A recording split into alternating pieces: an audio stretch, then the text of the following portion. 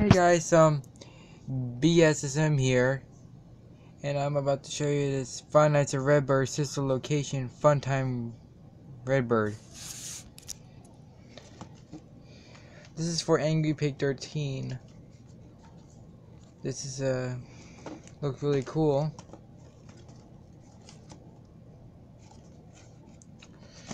And look what it can do.